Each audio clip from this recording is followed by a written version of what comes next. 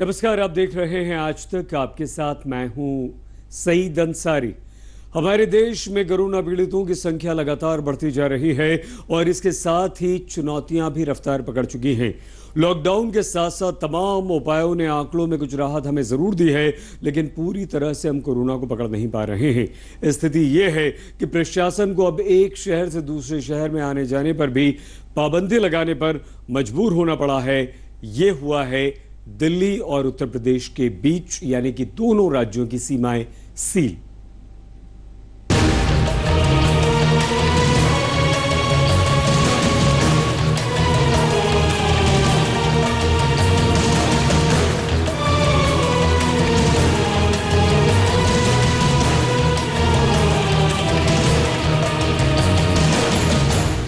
दिल्ली से Noida no entry, Delhi से Ghaziabad no entry.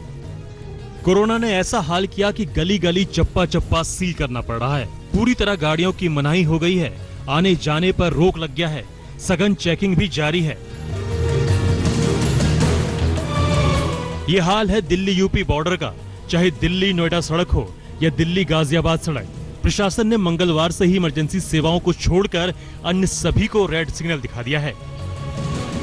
देखिए, मैं बड़ा क्लियर बता दूं आपको कि कल डीएम सर का ऑर्डर आ गया था और उस ऑर्डर में 6 कैटेगरीज बहुत क्लियरली मेंशन किए गए हैं और उस कैटेगरी में जितने लोग हैं उन कैटेगरी के लोगों को हम लोग अलाउ कर रहे हैं, बाकी सब लोग वापस कर रहे हैं। गौतम बुद्ध नगर और गाजियाबाद प्रशासन का दावा है कि कोरोना के जो केस बढ़े, किसी न किसी रूप में उनके संबंध दिल्ली से थे, लिहाजा मामला सीमाओं की सीलबंदी तक पहुंच गया है। वैसे बेहद जरूरी सेवा में लगे लोगों के लिए पास के साथ राहत दी गई है। इस वक्त मैं डीएनडी पर मौजूद हूँ। आप यहाँ देखिए कि एक लेन कर रखी है, जिसकी वजह से एक लंबा जैम जो है यहाँ पर एक तरह से कहा जाए पैदा हो गया है। और यहाँ पर आप देखिए लंबी ट्रेल जो है वाहनों की यहाँ पर लग गई है और फिलहाल स्थिति ये है कि यहाँ पर हर आने जाने वाले की यहाँ पर चेकिंग की जा रही है, सारे पासेस देखे जा रहे हैं और कई लोगों के जो यहाँ पर इनका एक पेट था, ये जो लेडी है और ये लेडी कह रही थी कि यहाँ पर इनको काफी परेशानी झेलनी पड़ी। इन सब के बीच दिल्ली में संक्रमितों की संख्या 2180 के पार चली गई है। जहांगीरपुरी इलाके में तो 6 पुलिस वाले भी कोरोना पॉजिटिव पाए गए हैं। पूरा देश इस वक्त कोरोना संकट से जूझ रहा है। इस मुश्किल भरे दौर में सबसे ज्यादा खतरा कर्म योद्धाओं पर है, जो दिन रात अपनी सेवाएं दे रहे हैं। कुछ वैसे ही मीडिया कर्मियों का भी दिल्ली में कोरोना टेस्ट शुरू हुआ। पंकज अभी आज तक में काम करते हैं, रिपोर्टर हैं, अरविंद केजरीवाल को भी कवर करते हैं। तो आपने अभी आप अंदर गए थे, क्या हुआ, अब प्रोसेस बताइए। देखिए, यहाँ पे तो सोशल डिस्टेंसिंग के तहत यहाँ पे पहले सभी लोगों को लाइन में लगाया गया है और उसके बाद सबसे पहले यहाँ पर आपका टेम्परेचर चेक किया जाएगा। टेम्परेचर जो चेक किया जाएगा वो आपको याद रखना होगा। आपको बताया जाएगा, जैसे कि मेरा जो टेम्परेचर था वो 97.5 था, जो उनके तहत ठीक था। इसके बाद अंदर डॉक्टर की टीम बैठी हुई है। जैसे ही आप अंदर जाएंगे आपसे कुछ सवाल पूछे जाएंगे कि क्या आप में कोई सिम्टम्स तो नहीं है। दिल्ली से सटे यूपी में भी कोरोना से राहत मिलती नजर नहीं आ रही है। मामले बेतहाशा बढ़ रहे हैं। यूपी में संक्रमितों की संख्या 1340 के करीब है। लखनऊ में आज कुल 5 केस आए तो आगरा में 7 नए मामले सामने आए। लखनऊ में हॉटस्पॉट की संख्या 12 से 23 तक पहुंच गई है।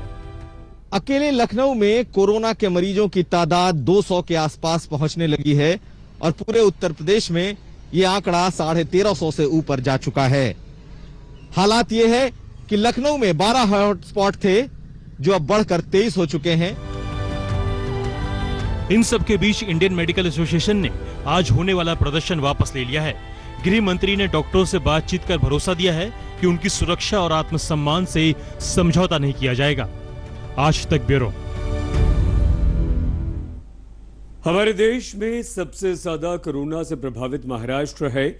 कोरोना के सबसे ज्यादा मरीजों की दूसरी तादाद गुजरात के बाद दिल्ली की है। दिल्ली को भी कोरोना ने हिला दिया है। दिल्ली से केंद्र की कई सारी टीमें महाराष्ट्र पहुंची। एक टीम ने धारावी का जायजा लिया, ये सरकारी टीम थी। अगर धारावी में कोरोना के संक्रमण को रोकने में सफलता हमें मिल जाती है तो चीन के वायरस कोरोना की धार को हम कुंद कर सकते हैं।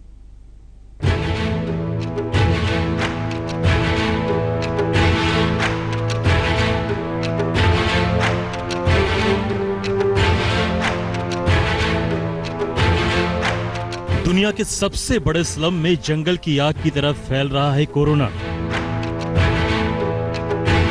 यह चमचमाती माया नगरी का बदरंग धारावी, जहां गलियां संकरी है, छतें एक दूसरे से टकराती हैं, जहां 10 बाय 10 के कमरे में 8 से 10 लोग रहते हैं। यहीं पर कोरोना ने भी अड्डा जमा लिया है। लोगों के बीच दुनिया का सबसे बड़ा दुश्मन रह रहा है। धारावी में कोरोना के बढ़ते मामले ने खतरे की घंटी बजाई तो केंद्र से भी टीम पहुंची। केंद्रीय टीम ने बस्तियों का जायजा लिया, महाराष्ट्र के स्वास्थ्य मंत्री को सलाह दिए।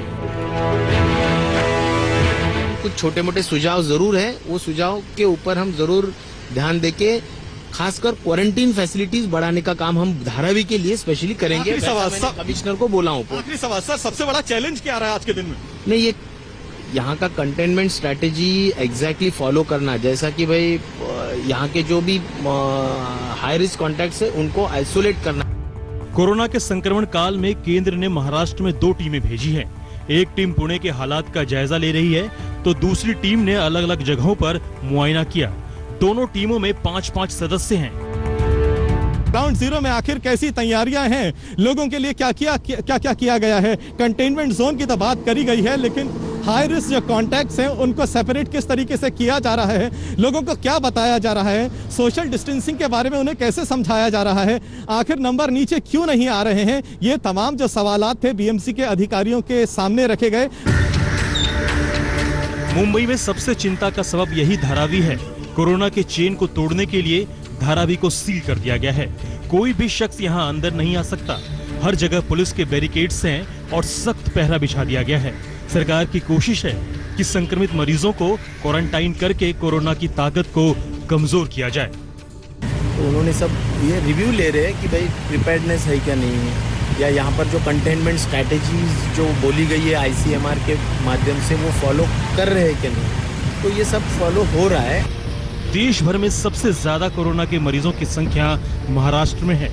महाराष्ट्र में कोरोना के मरीजों की संख्या 5200 के पार चली गई है। वहीं इनमें मुंबई का आंकड़ा 3400 है, जबकि धारावी में अब तक 180 मरीज कोरोना पॉजिटिव हैं। धारावी में कोरोना का ये खतरा और भी इसलिए बढ़ जाता है, ये काफी घनत्व वाला इलाका है। यहाँ सोशल डिस्टेंसिंग का पालन करवाना आसान नहीं है। धारावी के 2.6 स्क्वायर किलोमीटर में 15 लाख लोग रहते हैं, जहां कोरोना के विकराल रूप लेने के आसार बढ़ जाते हैं।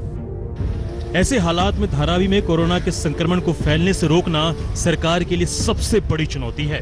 धारावी की रणनीति पर भी मुंबई का भविष्य टिका है। पंकज उपाध्याय, मुंबई, आज तक।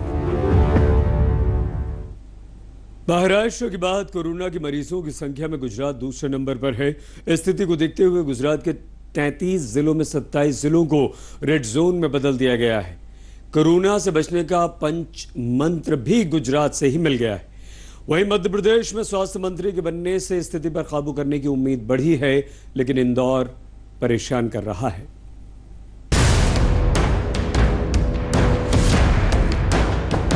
कोरोना के संक्रमण काल में यही होटल विवादों का बन गया है गढ़। ठीक होने के बाद भी जब मरीजों में कोरोना पॉजिटिव के मामले मिलने लगे तो इसी होटल को रहने का ठिकाना बनाया गया।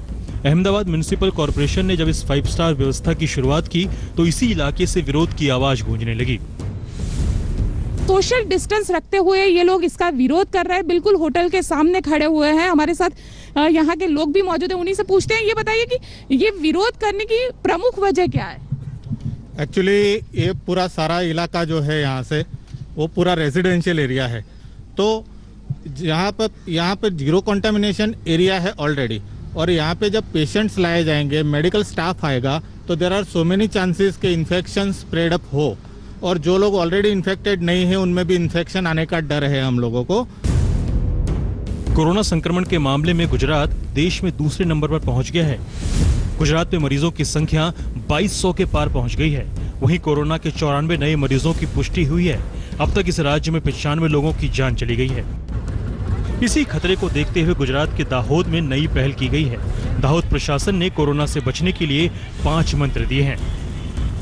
आयुर्वेदिक काढ़ा यानी उकाला के जरिए इम्यूनिटी पावर बढ़ाने पर जोर दिया गया है, जिसे आयुष मंत्रालय ने सुझाया है। वहीं बड़े पैमाने पर सैनिटाइजेशन का काम भी किया जा रहा है। तीसरे नंबर पर व्यक्तिगत सैनिटाइजेशन को अहम बताया गया है। वहीं चौथे नंबर पर फॉगिंग को भी तवज्जो दिया गया है। 5वें मंत्र में PA सिस्टम यानी लोगों को कोरोना के प्रति जागरूक करना बताया गया है। गुजरात का दाहोद आदिवासी बहुल इलाका है। यहाँ की कुल आबादी में करीब 75% आदिवासी हैं। ऐसे में जिला विकास पदाधिकारी रचित राज ने 5 मंत्र के जरिए कोरोना के वायरस के चेन को तोड़ने के लिए पंचायत स्तर पर काम तेज कर दिया है। दाहोद समेत गुजरात के 27 जिलों में कोरोना का संक्रमण फैल गया है। सभी जिलों को रूपाणी सरकार ने हॉटस्पॉट घोषित कर दिया है। ये जिले कोरोना के लिए रेड जोन हैं। बाकी बचे 6 जिलों को रेड जोन नहीं घोषित किया गया है, जहां लोग चीन के वायरस से बचे हुए हैं। गुजरात ही नहीं, मध्य प्रदेश में भी शिवराज सरकार कोरोना के खतरे से जूझ रही है। इस बीच कल तक बिना स्वास्थ्य मंत्री वाले राज्य को आज नरोत्तम मिश्रा मिल गए हैं, जिन्हें स्वास्थ्य मंत्री की जिम्मेदारी सौंपी गई है। शिवराज के नए मंत्री नरोत्तम मिश्रा के लिए इंदौर, भोपाल और उज्जैन में कोरोना के मामले नई चुनौती हैं। हालांकि इंदौर में कोरोना के नए मरीजों की संख्या में कमी आई है। सिर्फ 8 नए मरीज सामने आए हैं। कोरोना के खिलाफ जंग में सरकारों की चुनौतियां एक जैसी है। फिलहाल तो लॉकडाउन का पालन करके और जागरूकता के जरिए इस महामारी पर ब्रेक लगाया जा सकता है। अहमदाबाद से गोपी मनियार, भोपाल से रवीश पाल सिंह के साथ आज तक ब्यूरो। और अब चीन से मंगाई गई रैपिड टेस्ट किट की ये खबर। उम्मीद की जा रही है कि इस किट के आने के बाद जांच में काफी तेजी आएगी, लेकिन रिजल्ट्स पर सवाल उठने के बाद फिलहाल इस किट की मदद से टेस्ट्स को रोक दिया गया है।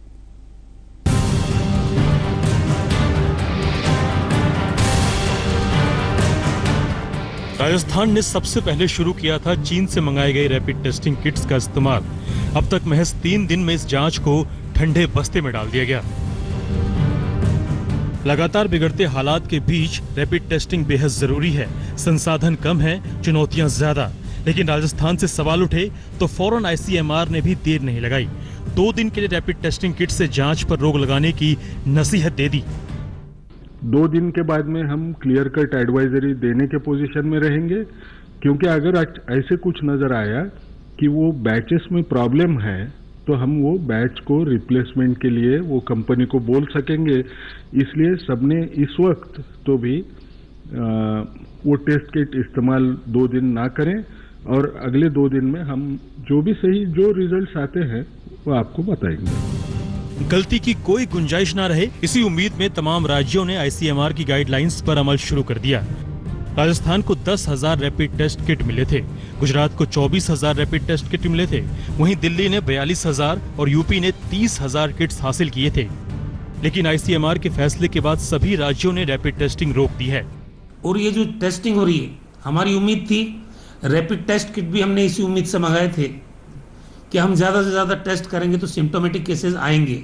हालांकि वो टेस्ट जो पॉजिटिव थे पीसीआर टेस्ट में, उनको ही नेगेटिव बता रहा था ये टेस्ट, तो फिर हमने एकदम रोक दिया उस रैपिड टेस्ट को। यूपी सरकार ने भी तय किया है कि जब तक चाइनीज किट्स की जांच पूरी नहीं हो जाती तब तक उसका इस्तेमाल नहीं किया जाएगा। राजस्थान और दूसरे राज्यों की तरह उत्तर प्रदेश में भी रैपिड टेस्टिंग किट को फिलहाल रोक दिया गया है। 8,500 जांच इस रैपिड टेस्टिंग किट से किए गए थे, सब के सब नेगेटिव आए, लेकिन आईसीएमआर के निर्देश के बाद इसे रोक दिया गया है और जब तक दोबारा से आईसीएमआर इसे जारी नहीं करता तब तक उत्तर प्रदेश में भी रैपिड टेस्टिंग किट बंद रहेगा। हरियाणा ने भी 1 लाख चाइनीज किट्स मंगाने का फैसला किया था, लेकिन महंगी होने की वजह से ये डील कैंसिल कर दी गई और अब साउथ कोरियाई कंपनी के मानेसर प्लांट से इसकी खरीदारी करेगी। आज तक ब्यूरो। नमस्कार, मैं हूं अंजना ओम कश्यप। हमें उम्मीद है ये वीडियो आपको पसंद आया होगा।